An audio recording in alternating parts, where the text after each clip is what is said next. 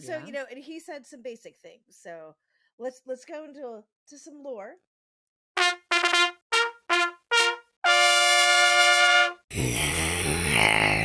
Okay. And let's compare what Dean said to what is sort of known, because there's a lot of legend surrounding this. All right. What Dean said was, after James Dean died, his mechanic bought the wreckage, he fixed it up, and repaid him by falling on him. And Tony McHenry was killed and was locked up on the racetrack. Then in 1970, it vanished off the back of a truck, and nobody's ever seen it since. So that's Dean's side. And actually, most of that is kind of true, but there's a little bit more to this. All right, so this is the lore of Little Bastard. Dun, dun, dun. Ooh. All right, so Mr. Handsome Man, James Dean, was 24, and he was already famous for Rebel Without a Cause and East of Eden. And he had already had a Porsche. He had the 356 Spider, but he upgraded it to the 550. And this was an ultra luxury Porsche. They only made 90 units.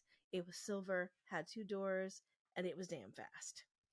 So he had his friend George Barris, aka the man who created the Munster coach and the Dragula casket dragster for the Munsters, like the best TV cars that were ever made. Trademark list again. I swear they are. They're the best cars ever made. Barris made beautiful custom cars. Absolutely. Yeah, just the He's amazing. He's a fave. Yeah, and he made many things besides the Munsters ones, but those are just my favorite things. So he had him customize it. He had him put in tartan seats, put the 2 red stripes over the rear wheels, and put the number 130 on its doors, hood, and engine cover. I did not see where the 130 came from. I'm sure you could dig it and find it, but I didn't see it in any of the things I looked at. He had the master pinstriper, Dean Jeffries, put the Little Bastard on it after his friend Bill Hickman gave it that name. Also, And for the record, this would have been in an era where it was hand painted on and it wasn't a fucking vinyl decal. it was not a wrap. This was not a wrap. This was it was fucking gorgeous. Yeah. Also tied to this legend, did Obi-Wan curse Little Bastard? So he might have. All right. So on October 23rd, 1955, Alec Guinness, aka Obi-Wan Kenobi, met Dean, and I said I have Dean, but he met James Dean, not our Dean. And when looking at the spider, he looked at it and he said, "Ugh, it looks sinister. If you get in that car, you'll be found dead in the next week." And he was. He was dead in 7 days. So That's dark. it was a That's bad a use weird of the thing to say to force, somebody man. about their car, right? Who says that? Like, you're gonna die in Yeah, that. that's not a very nice thing to say. 7 days after he meets Alec Guinness, this is how it happens. He was going to the races in Salinas, California, and originally they were going to trailer the car, but James decided that he wanted to drive it because he wanted to get used to it before he went racing in it, which makes total sense. And his mechanic friend Rolf oh man, it's an umlaut. Werderich. It's German. Rolf Werderich. Werderich. Jawohl. All right. So he's riding shotgun with him. And so the same friend, Bill Hickman, who named Little Bastard, who was a stunt driver, and a photographer named Sanford Roth were following behind in their station wagon. So we got a station wagon in here. So on the way down there, James Dean did get a ticket, and he got a ticket going 65 and a 55. So it's really not that insane. Everyone's like, "Oh, he was speeding." I'm like, he was going 10 miles over the speed limit, and I'm sure the cop was like, "I see a silver Porsche." Right. Yeah. So they give him a ticket and they go on their way, and they stop for a drink like you do on a long drive, and I'm sure it was lovely. They're like, "Oh, let's stop here and have a cocktail." So then they get back in the car, and then so James starts driving a little faster, and eventually he loses their friends behind them. He just takes off. And so as he's going down Route 466, which is now Route 46, he got to where that met Route 41. And at the same time, a 23-year-old college student named Donald Turn Up Speed. The guy's name was Turnip Speed. And not like UPSEED, turn up seed. But it also says turnip seed and turn ups. Yeah, it's a weird name to. Anyways, he didn't die. That guy didn't die in the crash. I don't feel that bad. But basically they just did a head-on collision because it was just.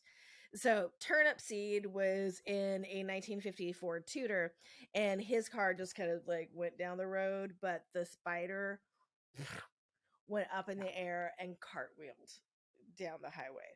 And so Rolf was thrown out. So that actually saved his life because James was stuck underneath there, like his foot was stuck under between the clutch and the gas pedal, and that was broken. His jaw was fractured, his neck and arms are broken, and then he had massive internal and external injuries.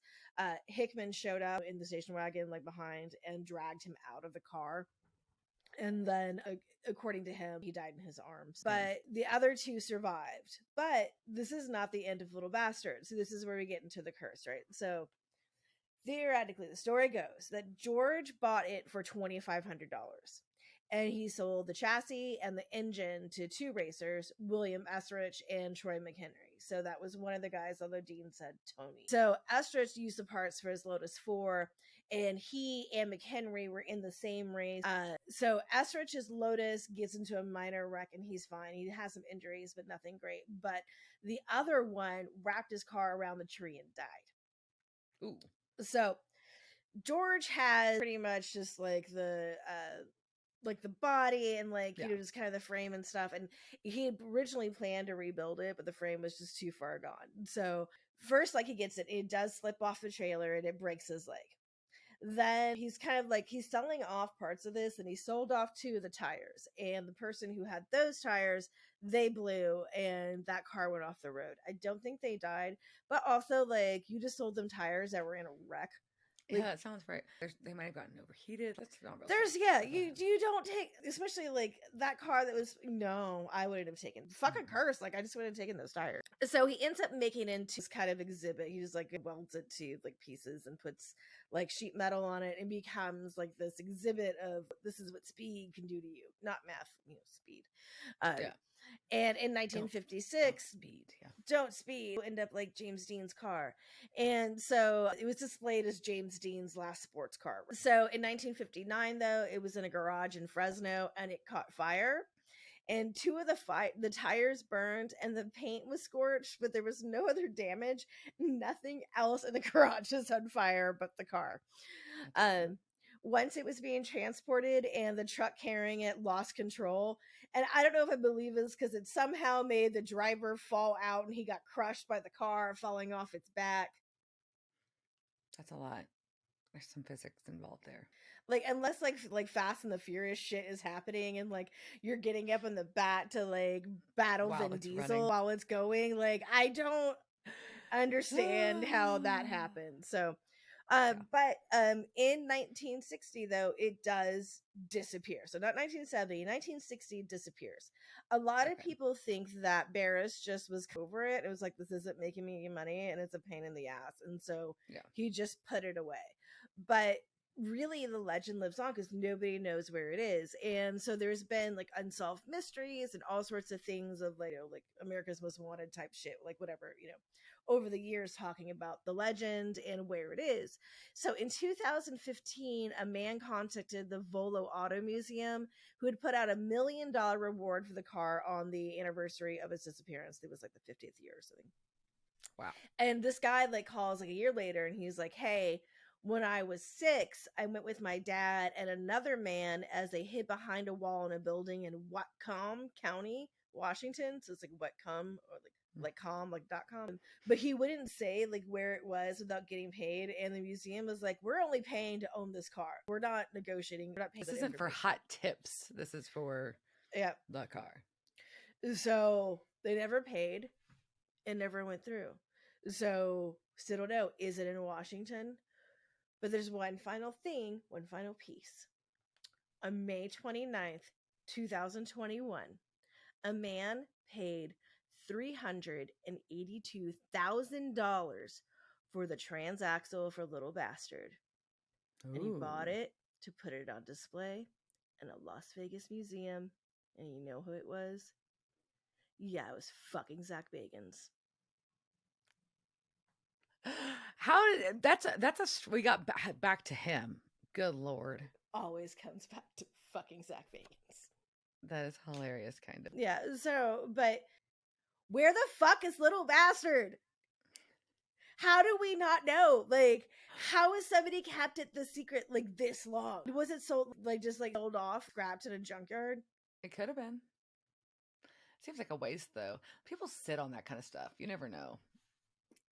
Yeah, but I also, and I'm sure there are horror movies about this, but I do want there to be a horror movie about somebody finding that and then being like, I'm going to rebuild Little Bastard. And then it kills them. And they slowly turn into like, start acting like James Dean and then they die. Don't steal my story. You're tearing me apart!